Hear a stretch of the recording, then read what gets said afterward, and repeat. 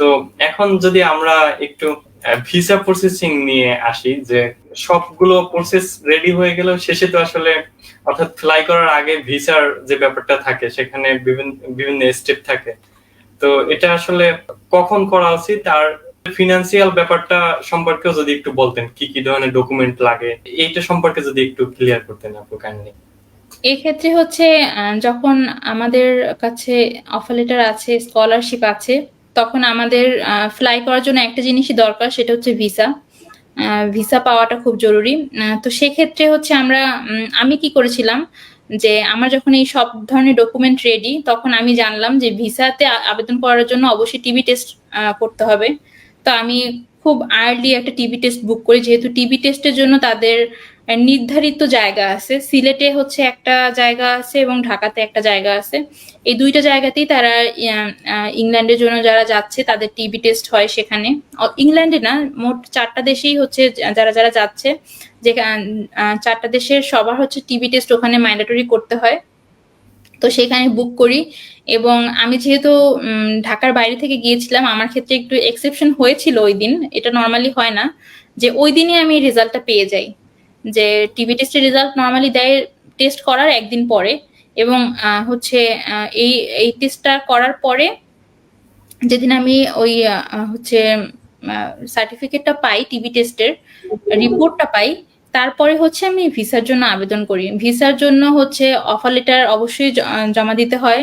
এছাড়া বরিশাল ইউনিভার্সিটির যে ট্রান্সক্রিপ্ট ছিল, মার্কশিট ছিল, এসএসসি ইন্টারমিডিয়েটের, মানে এটা হচ্ছে ভিসা প্রসিডিউর হচ্ছে ডিটেলস, একদম সবকিছু তোমাকে দিতে হবে। তুমি যা যা করেছো জীবনে সব সব হচ্ছে অফিসিয়াল ডকুমেন্ট। এরপরে হচ্ছে এসএসসি ইন্টারের ট্রান্সক্রিপ্ট মার্কশিট দিয়েছিলাম। এটা অনেক সময় না দিলেও হয়, যেহেতু তুমি অনার্স এরটা দিচ্ছ, মানে সবচেয়ে হায়ার এডুকেশনের যেটা, সেটা যেহেতু দিচ্ছ, ওটাই অনেক সময় কাভার হয়ে যায়। এরপরে হচ্ছে পাসপোর্ট দিয়েছিলাম, পাসপোর্টের ডকুমেন্ট দিয়েছিলাম আর কি। আর হচ্ছে আর ন্যাশনাল আইডি কার্ডের একটা কপি দিয়েছিলাম। এছাড়া ফিনান্সিয়ালের ক্ষেত্রে যেটা বলবো সেটা হচ্ছে, যারা স্কলারশিপ ছাড়া যায় তাদেরকে একটা ব্যাংক অ্যাকাউন্টে একটা অ্যামাউন্ট দেখাতে হয়। সেটার প্রসেসটা আলাদা, সেখানে মানে অনেক ধরনের জটিলতা আছে, যে কিছুদিন আর কি কয়েকদিন রেখে তারপর দেখাতে হয়। এটা আমি খুব ডিটেলসে বলতে পারবো না। তবে যারা স্কলারশিপ পায় তাদেরকে স্কলারশিপের হচ্ছে যে ডকুমেন্টটা সেটা দেখাতে হয়। যেমন স্কলারশিপ আমি পাওয়ার পরে আমাকে স্কলারশিপ থেকে কিন্তু একটা হচ্ছে সনদ দিয়েছে, যে এটা হচ্ছে আমার স্পন্সরশিপ লেটার যেটাকে বলে। সেই স্পন্সরশিপ লেটার ওখানে ভিসার ওখানে লেখাই থাকে যে তুমি যদি কোনো স্পন্সর বডি দ্বারা স্পন্সর্ড হও, তাহলে তাদের হচ্ছে স্পন্সরশিপ লেটারটা এখানে যুক্ত করো। তো সেখানে আমি স্পন্সরশিপ লেটারটা যুক্ত করে দেই। এছাড়া আমার ভিসার প্রসিডিউরটা খুবই সহজ সরল ছিল। এই তো সব ধরনের ডকুমেন্ট জমা দিয়ে দেই। এরপরে আর কি কিছুদিন পরে আমার ভিসার জন্য আর কি ভিসা মানে মেসেজ আসে যে ভিসা কালেক্ট করার জন্য। তারপরে গিয়ে আমি পাসপোর্ট নিয়ে আসি। থ্যাংক ইউ আপু। আপু, ভিসা প্রসেসিং এর ব্যাপারটা যেহেতু আসছে, এখানে আসলে একটা ব্যাপার আসে, সেটা হচ্ছে যে সিঙ্গেল ভিসা আর হচ্ছে ডিপেন্ডেন্ট ভিসা। তো এই দুইটা ব্যাপার যদি একটু বলতেন, যে কোনটার ক্ষেত্রে কিরকম সুবিধা বা অসুবিধা, অর্থাৎ স্পাউস নিয়ে ভিসা আর হচ্ছে সিঙ্গেল ভিসা। এই ক্ষেত্রে যেটা হয়, যদি যে হচ্ছে পড়াশোনা করতে যাচ্ছে, বা একাডেমিক ক্ষেত্রে যদি বলি, যে পড়াশোনা করতে যাচ্ছে বা চাকরির ক্ষেত্রে যে চাকরি করতে যাচ্ছে, সে যদি একা যায়, মানে সেই যদি অ্যাপ্লিক্যান্ট হয়, তাহলে যে ভিসাটা সেটাকে বলা হয় সিঙ্গেল ভিসা।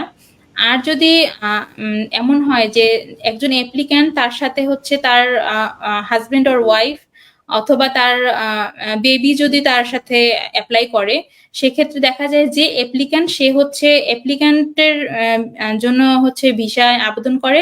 আর তার সাথে যারা যায়, যেমন ওয়াইফ অর হাজবেন্ড অর তার বাচ্চা, তারা হচ্ছে ডিপেন্ডেন্ট ভিসায় অ্যাপ্লাই করে। তো যদি এরকম অনেকে আছে যারা স্কলারশিপ নিয়ে হচ্ছে দেশের বাইরে পড়তে যায়, সেক্ষেত্রে স্কলারশিপ বডি যদি ফুল ফান্ডেড হয়, তখন যে হচ্ছে মেইনলি যদি আমি হচ্ছে আমার স্কলারশিপের কথাই বলি, তাহলে যে অ্যাপ্লিক্যান্ট, তার হচ্ছে ভিসা ফি এবং হেলথ ইন্স্যুরেন্স ফি, তারপর সবকিছু হচ্ছে অ্যাপ্লিক্যান্টেরটা প্রোভাইড করা হয় এবং ডিপেন্ডেন্ট যে থাকে সেই ক্ষেত্রে হচ্ছে যে ডিপেন্ডেন্ট হিসেবে যাচ্ছে অ্যাপ্লিক্যান্টের সাথে তার অবশ্যই ফিনান্সিয়াল স্টেবিলিটি দেখাতে হয় যে অবশ্যই ডিপেন্ডেন্টকে দেশের বাইরে যাওয়ার পরে তাকে তার হচ্ছে মানে থাকা খাওয়ার খরচ চালানোর মতো স্টেবিলিটি আছে এই জিনিসটা যার উপর ডিপেন্ডেন্ট হয়ে যাচ্ছে তাকে দেখাতে হয়।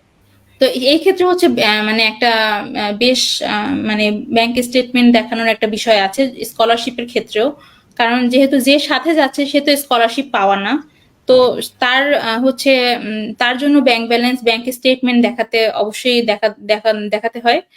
আর আরেকটা বিষয় হচ্ছে যে যখন মানুষ ভিসায় অ্যাপ্লাই করে তখন সবাই হচ্ছে বিভিন্ন ক্যাটাগরিতে অ্যাপ্লাই করে। যেমন অনেক সময় আমি দেখেছি যে হচ্ছে সিঙ্গেল ভিসায় অ্যাপ্লাই করছে, খুব রেয়ার কেস তবুও এটা হয় যে সিঙ্গেল ভিসায় যে অ্যাপ্লাই করছে তার হয়তো ভিসা হয়ে যাচ্ছে এবং যে দুইজন অ্যাপ্লাই করছে ডিপেন্ডেন্ট ভিসায় যে হচ্ছে অ্যাপ্লাই করতেছে সে অনেক সময় এটা রিজেক্ট হয়ে যায় যদি ওরকম ব্যাংকের স্টেটমেন্ট যদি হচ্ছে খুব শক্তপোক্ত ব্যাংকের স্টেটমেন্ট প্রোভাইড না করা হয় তখন দেখা যায় যে এটা অনেক সময় রিজেক্ট হয়ে যায়, কিন্তু এটা খুবই রেয়ার কেস, তবে হয়, এটা হয় না এরকম না। অসংখ্য ধন্যবাদ আপু।